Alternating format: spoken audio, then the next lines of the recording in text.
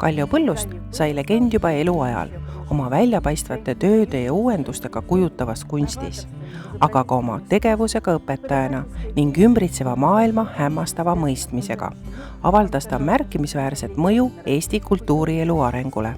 Ta jõudis oma elu jooksul juhendada mitmeid põlvkondi õpilasi, juhendada soome-ugri rahvuslikku pärandit uurivaid teaduslikke ekspeditsioone ning olla ka esimeseks Eesti kunstnikuks, kes oma töödes muljetavaldavas professionaalses kujundlikus keeles peegeldas põhjarahvaste iidseid uskumusi ja müüte, kuid kõigest sellest järjekorras. Kaljo Põllu sündis 28. novembril 1934. aastal Hiiumaal Kopa külas. Tema vanemate Harald ja Charlotte Põllu kodus kõlas alati muusika. Lauldi palju, mängiti kitarri, mandoliini, lõõtsapilli ja suupilli. Kaljo ise unistas viiulist ning korjas Hiiumaal uue tee ehituseks põllukive, et endale pilliostuks raha teenida. Nende koju ilmus esimene raadio külas, millest kõlas samuti muusika. Õhtuseid uudiseid kuulama kogunesid ka kõik naabrid. Ema oli pärit kaptenite perest ja väga haritud. Kodus oli palju raamatuid ja ajakirju, aga vanaisa tõi reisidelt imepäraseid asju. Kõik see ergutas fantaasiat ja huvi elu vastu, mis sai omaseks ka Kaljole.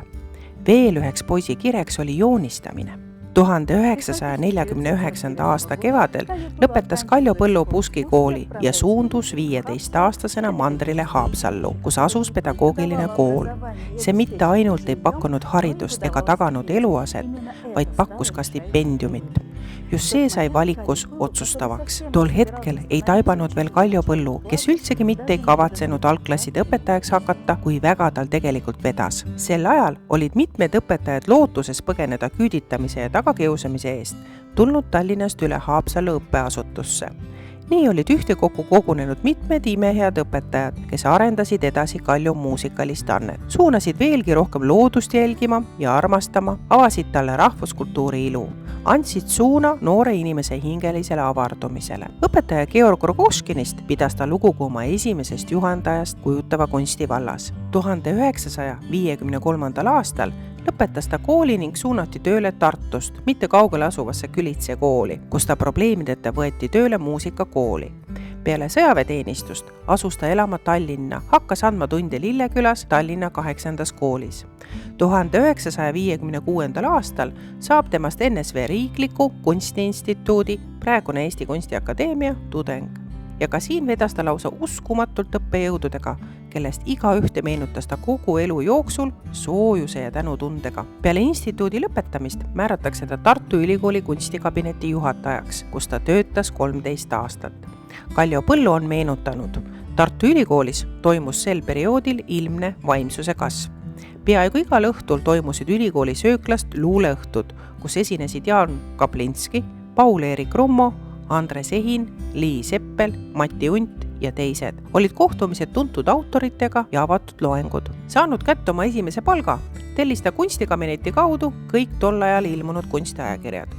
Poolast, Tšehhoslovakkiast, Rumeeniast, Ungarist ja isegi Hiinast. Nende ajakirjade vahendusel hakati Eestis saama teateid kogu maailma kunsti kõigi kaasaegsete suundumuste kohta, mida siis arutati kuulsas Werneri kohvikus ühiskonnateaduste korpuse esimesel korrusel. See kohvik oli vabameelsete oaasiks, omamoodi teiseks ülikooliks, mis pooleldi avalikult pool salaja tegutses Tartu Ülikooli sees. 1964. ja 65. aastail teeb Põllu mitmeid sõite Koola poolsaarele ja Kaukaasiasse. Tugevad reisielamused kajastuvad tema töödes, mis nii või teisiti olid seotud maailmakunsti kaasaegsete suundadega. 1967. ja 1968. aastal jõuab ta tagasi graafika juurde ja hakkab aktiivselt eksperimenteerima graafikatehniliste võtetega. Tema esimesteks graafilisteks lehtedeks said Hirm ja Kuulaja, mis kandsid 1968. aasta poliitiliste sündmuste sügavat tagamõtet. Mõneti ettearvamatult hakkab ta oma töödesse lisama rahvakunsti kujundeid ja sümboleid. Teoses Hingekellad 1967 vastandab ta plakatlikule massikultuurile omasele naise näole, rea rahvariietes neide ja kirikukellade helina. Tema Rukkilill 1968 kujunes lausa ikooniks.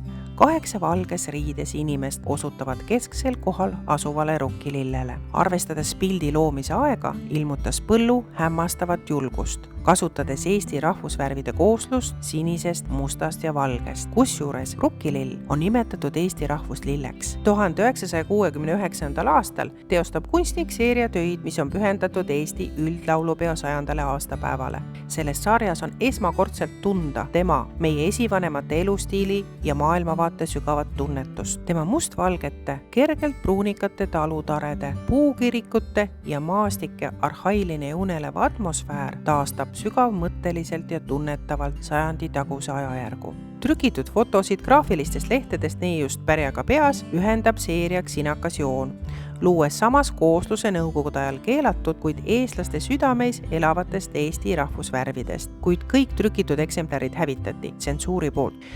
1970. aastate algul elab Kaljo Põllu looming üle tõelise buumi.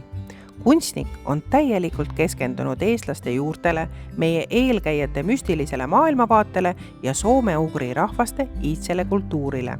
Selleks, et teadvustada ja näidata, kes me oleme, sooritab kunstnik ajarännaku rahvuskultuuri allikatele, et läbi mineviku teadvustamise heita pilk ja luua ettekujutus oma tulevikust. Viljakas koostöö ajaloolaste, arheoloogide, etnoloogide, fenno-ugristide ja loodusteadlastega, aga ka võimalus süüvida ülikooli raamatukokku ja Rahvusmuuseumi aarete sügavustesse rikastasid märkimisväärselt Kaljo Põllud, aitasid tal leida oma tõelise kutsumuse ja unikaalse kunstniku tee. Kunstiteadlane Elnara Taidre on öelnud, Põllu maastikud näivad endast kujutavad Eesti maailmavaate mudelid. Mitmed tema kompositsioonid avavad linnulennult kosmilisi maastikke jumalikust vaatenurgast. 1970. aastatel kujunes metsatinto kunstniku lemmiktehnikaks.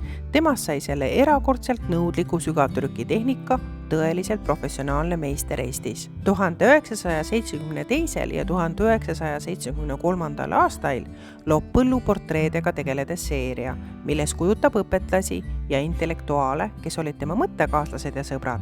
Jaan Eilart, Paul-Eerik Rummo, Paul Ariste, Mati Unt ja teised.